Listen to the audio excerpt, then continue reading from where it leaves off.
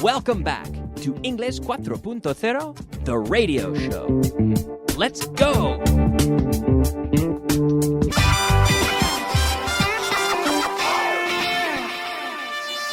Intermediate. Hello, intermediate students, and welcome back to the program. I hope you're doing all right. I hope you're doing well. We're going to get things started, as always, with a little review. But actually, no, before, we're not going to start with a review today. I'm going to start with a bit of feedback. Yes, I want to talk about something here, a question that I've had from actually a few people based on the intermediate content on the website and the quizzes that you do on the website. For those of you who are members, who are subscribing students, you go into the website and you have the quizzes, the translation quizzes, and a number of questions have come in about the structure, can you take my picture? Can you take my photo? So in English we say, to take a picture, sacar una foto. Okay? To take a picture, but we can say, can you take my picture? To take it, it's the verb that we use for sacar. To take a picture. Can you take my picture? Can you take a picture of me? We can say, can you take a picture of me, please? Can you take my picture? Now, we're asking that person to take the picture, but to take the picture of me. But we say, can you take my picture? If you take my picture, I'll take your picture. We can take pictures of each other. You take a picture of me, and I'll take a picture of you. We can say, imagine you're outside the Eiffel Tower. I've had this happen so many times. In fact, yes, at the Eiffel Tower. I was there a few years ago, but just in so many places, typical tourist destinations. Someone comes up to you, and if they're an English speaker, they'll say, excuse me, can you take my picture? Okay? And this is a very common structure. This is what we say. But people seem completely baffled by the idea. They seem completely, oh my gosh, what is this all about? And it's así. That's the way we say it. We say, can you take my picture? Can you take a picture of me? It's the same. It doesn't matter. So if you typed it in as an answer, or if it came up on the quiz as the correct answer to that translation, that's why, because yes, that's the way we say it. Can you take my picture? Okay? Now, let's move on to a little review of what we were talking about in class number 88. We saw the verb to wear. To wear, llevar puesto, to wear. Are you wearing shoes? Yes, I'm wearing shoes, to wear. Every day I wear shoes. Yesterday I wore shoes. Lately I have worn shoes. I wear brown leather shoes almost every day. Brown leather shoes. Made in Spain, made in, I don't know, Elche maybe, or some region of Spain known for its shoes. I wear leather shoes. My brother wears black leather shoes. He wears, with an S, he wears black leather shoes. I wear brown leather shoes. So now, did you wear slippers yesterday? In the house, slippers. Yes, I wore slippers yesterday. Actually, I wore moccasins. I'm not sure if you say that in Spanish, but moccasins, which are sort of a slipper, typical in North America, made by the native North Americans. It's a traditional dress. And I have some slippers, in fact, some moccasins. It's like an indoor shoe made of leather. Moose leather, in fact. It's true. Yeah, so I wear those in my house. Yes, so that's what I'm wearing. Well, in the evenings, that's what I wear. So have you ever worn a jacket made in China? Probably. Yes, I've worn a jacket made in China. Did you wear gloves yesterday? No, I didn't wear gloves yesterday. I wore gloves a few days ago. When it was cold, I wore gloves. Have you worn a jacket so far today? Me? I have, yes. I've worn a jacket so far today. Have you? Yes, I've worn a jacket. No, I haven't worn a jacket. You know what? I'm actually getting warm. I'm wearing a sweater. I'm going to take it off. Can you hear that? I'm taking it off. I'm taking off my sweater because I'm a little bit warm. Yeah, I'm wearing a sweater. Now I'm taking it off. Now I feel much better because I'm not wearing it anymore. Yeah. Do you wear jewelry? Jewelry. Watches. Well, not a watch really, but a fancy watch, a gold watch, I suppose, could be considered jewelry. But bracelets, necklaces, earrings, rings. Do you wear jewelry? Personally, I don't wear jewelry. I've never worn jewelry. I've never liked either the feel of it or the look of it, to be honest. I don't wear jewelry of any kind. I don't wear jewelry. No. Do you wear perfume? I don't wear, personally, I don't wear perfume, but I wear cologne. Sometimes, but not very often, to be honest. Not very often. I'm not wearing a suit right now. I'm wearing a t-shirt. I'm relaxed. I went home and I had lunch at home, and then I changed into my more relaxed, casual clothes, so I'm wearing just a t-shirt today. I'm very relaxed, recording the show here today in the studio. It's nice to be comfortable. I like to be comfortable when I'm on the radio. Yeah. So I'm not wearing a suit. I'm not wearing a tie. I'm wearing glasses. I'm not wearing contact lenses. I'm wearing glasses. Sometimes I wear contact lenses, but now I'm wearing my glasses because I usually record with my glasses on. It's true. I think I mentioned this yesterday. Now, I want to move on to the second part here of the review, which is for and since. So since is followed by a moment. Okay? Since is used in present perfect. I've been here since. Well, let me see. What time is it now? It's now almost 20 after 5 right now for me now. Yeah, and it's about 20 after 5.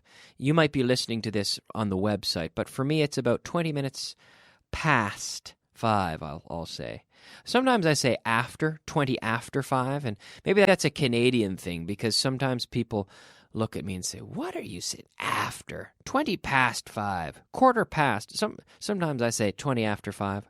But anyway, I've been here since 4:30. Yeah, I've been here since 4:30. I've been here for 50 minutes. Okay? I've been in Spain since 2004. I've been in Spain for 6 years. Yeah, I've been holding this microphone. I'm holding the microphone in my hand. I've been holding it in my hand for 20 minutes. I've been holding it since the start of the show. Yeah, I've been sitting here since the start of the show.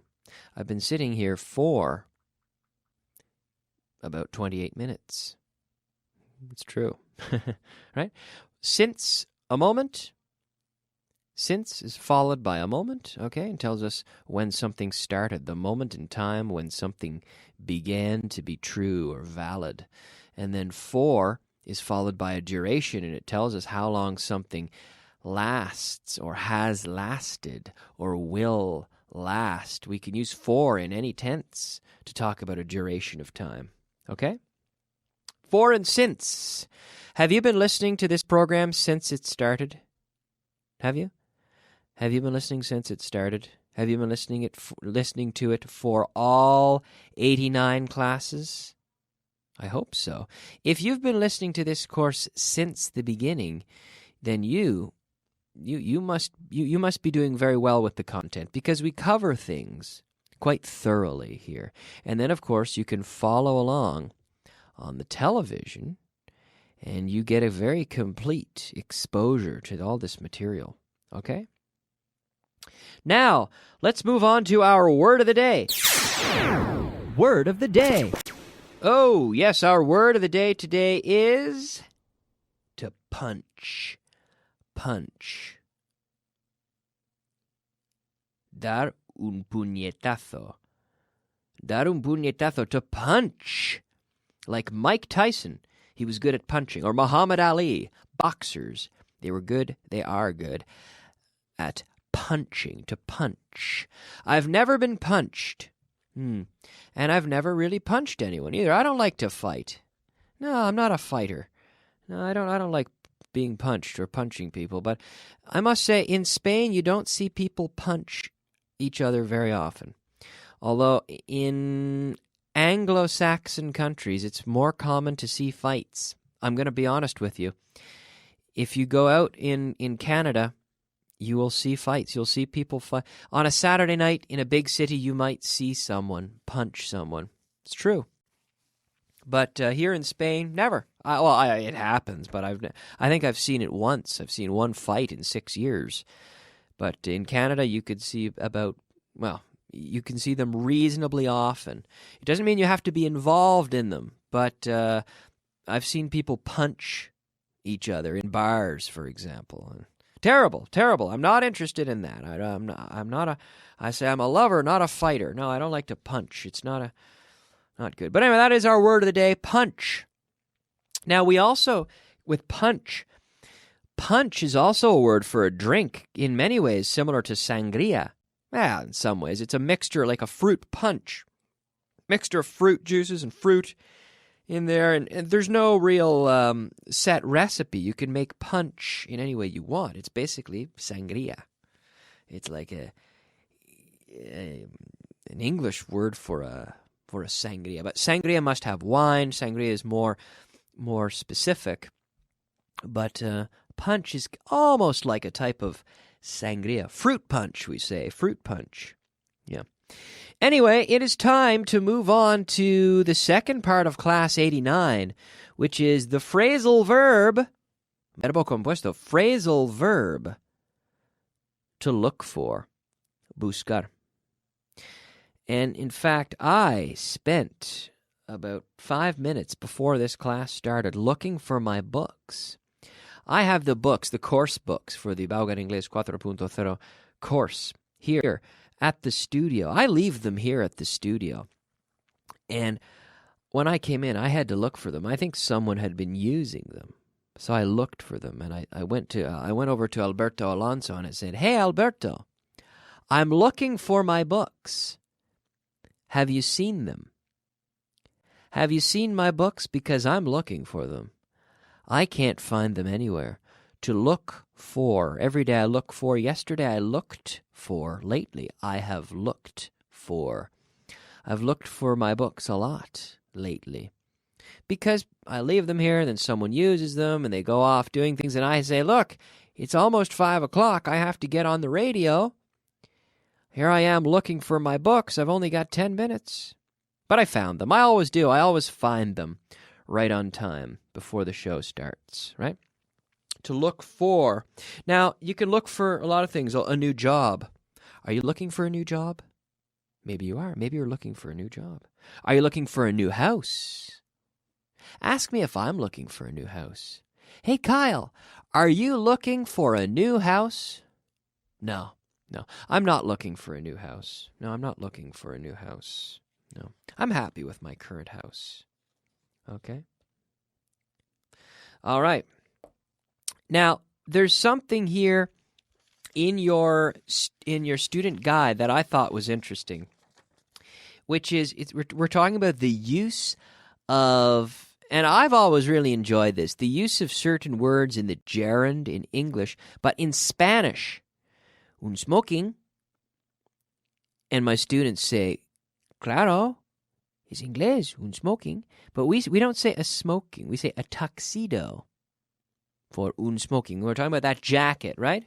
So there are many words in Spanish that you've adopted from English, entre comillas, English, but really, it's funny because sometimes we use them, but very often we don't really use them in that way, okay? A tuxedo, in American English, or a dinner jacket in the UK. But really, a tuxedo would be the full suit with the pants, the jacket, the white shirt underneath, the bow tie, and the special belt, which is called a cummerbund, which is the belt that covers your... It sort of covers... It goes over the area where your pants meet your shirt. It's called a cummerbund, which is worn with the tuxedo. So this is what you can see if you watch the Oscar Awards or Academy Awards or whatever on television. You'll see the actors wearing these tuxedos. Un mobbing, we say in English, harassment. Un camping, a campsite. We don't say a camping because it's a noun, but here you're using it like a gerund noun, but in Spanish. But no, we say a campsite or a camping site. Okay, camping site or camping. Footing, we say jogging. To go jogging, we don't say footing. Footing is kind of funny. Pieando, but footing, I don't. Anyway, you say that in Spanish, but yeah, we say jogging. To go jogging. To go jogging. Okay. And then un parking. No, we say a parking lot in the United States and in Canada. And in the UK, they say a car park. Okay. Controller. Now, this is not the ing, but some words taken from English. Controller, we say financial controller.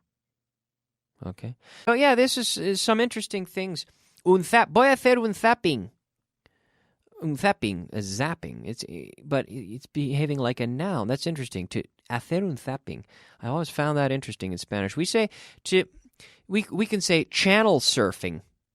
Channel surfing, like surfing the internet. We say hacer el surf, but to surf, channel surfing. We say, which doesn't really make a whole lot of sense either. No tiene mucho sentido. But we say channel surfing or flipping through the channels. To flip through or flick through the channels on the TV. I'm just flipping through the channels to see what's on. Right? They have the song 57 channels and nothing on. Right? So we don't say I'm going to do a zapping. No. But the verb to zap is essentially to transmit an electronic signal. Zap, zap, bzz. Like if I stick my finger in the light socket, I could get zapped. Bzz, ow, zap, zap. All right. Okay, very good. Vocabulary of the day. Yes, it is time for our vocabulary of the day. Very quickly because we're running out of time. Number 1, tonto. In English, we say stupid, stupid. Estropear is to ruin, R-U-I-N, ruin. Tener éxito, triunfar. To succeed, yes. Duro, difícil. Tough. Problemas, trouble. And we say to have trouble. I hope that you have not had trouble understanding me today. And I want to thank you so much for listening. I'm going to go to a quick break. I need a break for about 3 minutes, and then I'll be back with the advanced portion of the class. Thank you so much for listening, and I'll be back with more for you at the intermediate level tomorrow at the same time. But I encourage you to listen to the advanced class to help improve your ear, your comprehension, right? Thanks for listening. See you soon.